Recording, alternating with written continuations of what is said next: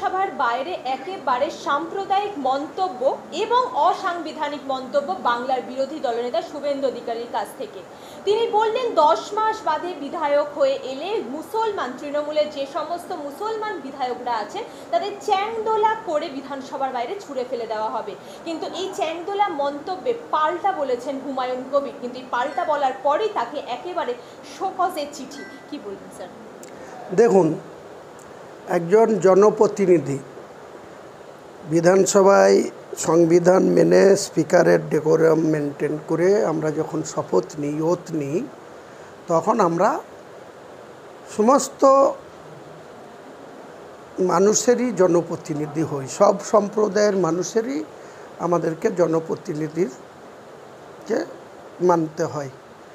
কিন্তু বিষয়টা হচ্ছে, সেটা শুধু হুমায়ুন কবিরের জন্যই প্রযোজ্য হবে না।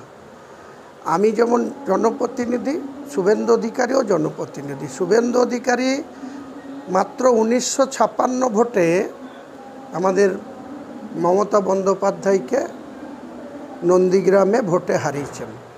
আপনারা লক্ষ্য করবেন, এই মমতা বন্দ্যোপাধ্যায়কে 1956 ভোটে হারিয়ে ও এত অহংকারী হয়ে গেছে এবং বিজেপি দল তাকে 77 জন জিতেছিল, 2 জন এমপি জিতেছিল, তারা রিজাইন করেছিল। 75 জনের পরিষদীয় দলনেতা এবং অপোজিশন লিডার তাকে করেছে।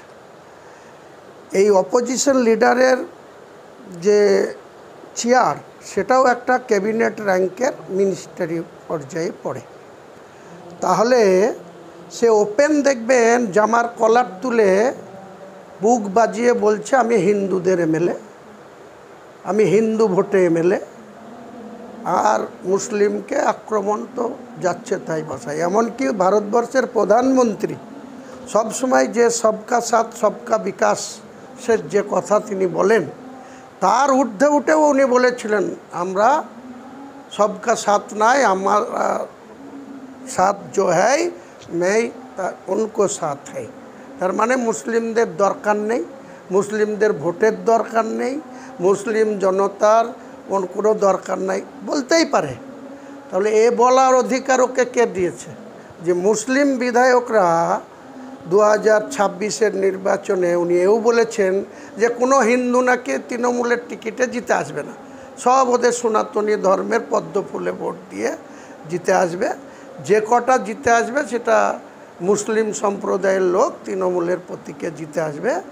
তাদেরকে উনি বিধানসভা থেকে চাংদোলা করে তুলে রাস্তায় ফেলে দেবে।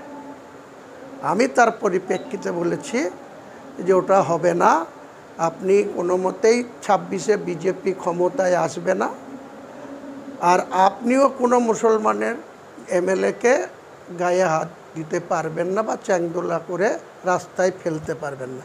আর যদি আপনাদের বিজেপি দলের এটাই মেন বক্তব্য হতো বা এজেন্ডা হতো, তাহলে উত্তরপ্রদেশ, সেখানে যোগী আদিত্যনাথ মুখ্যমন্ত্রী, সেখানে সমাজবাদী পার্টির অনেক এমএলএ আছে মুসলমান। মধ্যপ্রদেশে হয়তো সেরকম নেই, ক্যাবিনেটেও নেই। রাজস্থানে অনেক মুসলমান এমএলএ আছে, রাজস্থানের বিজেপি সরকারে আছে, হরিয়ানাতেও তাই আছে, অন্যান্য স্টেট, আসামেও তাই আছে, মুসলমান এমএলএ আছে কি নাই? তো সেখানে কি কোনো আসামের মুখ্যমন্ত্রী বা উত্তরপ্রদেশের মুখ্যমন্ত্রী কোনো বিধানসভার মুসলিম সদস্যদের গায়ে হাত দিতে পেরেছে বা চাংদোলা করে তুলে বাইরে করতে পেরেছে? কাজেই শুভেন্দু অধিকারী বিজেপির একটা শ্রেণীর কাছেও পাত্তা পাচ্ছে না। তার নাম্বার বাড়ানোর জন্য, টিআরপি বাড়ানোর জন্য তিনি মুসলমান সম্প্রদায়কে আক্রমণ করবে। আমি তার বিনিময়ে বলেছি যে আপনি যদি সাসপেন্ড বিধায়ক হয়ে অন্দরে না ঢুকতে পেরে বাইরে বিমান বন্দ্যোপাধ্যায়ের বিরুদ্ধে আক্রমণ শানাচ্ছেন, মমতা ব্যানার্জির বিরুদ্ধে আক্রমণ শানাচ্ছেন, শাসক দলের বিরুদ্ধে আপনি বলতেই পারেন, আপনি যেহেতু বিজেপি দল করেন। তো আপনি এই রকম কথা বলতে পারেন না যে আপনি হিন্দু সনাতনী, সেটা আপনি বুকচিতি বলেন, কোনো অসুবিধা নেই। কিন্তু মুসলমান সম্প্রদায় হলেই তাকে আপনি চ্যাংদোলা করে তুলে নিয়ে গিয়ে ফেলবেন। তো আপনি যদি ওটা করতে পারেন, আপনাকেও আমি বিধানসভায় যে ঘরে আপনি বসেন ওই ঘর থেকে ঢুকতে যাবেন আর না হয় বেরাবেন, তখন আপনাকে ঠুসে দেবো। আর সেই কথা থেকে আমি সরব না। ও যদি চ্যাংদোলা করতে পারে, ওকে আমি ঠুসতে পারবো। আপনি এখনো একমত আছেন?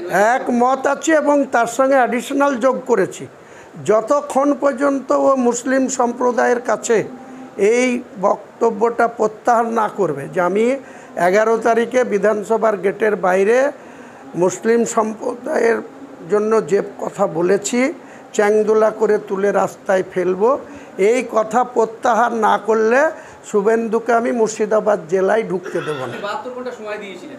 72 ঘন্টা পার হয়ে গেছে, এবার তার জন্য অ্যাডিশনাল যোগ করেছি যে যতদিন না প্রত্যাহার করবে, অপোজিশন লিডার তো গোটা বাংলার ক্যাবিনেট র্যাঙ্ক একটা অপোজিশন লিডারের, ওনাকে আমি মুর্শিদাবাদ জেলায় ওনার গাড়ির চাকা 1 ইঞ্চি হিলতে দেবো না।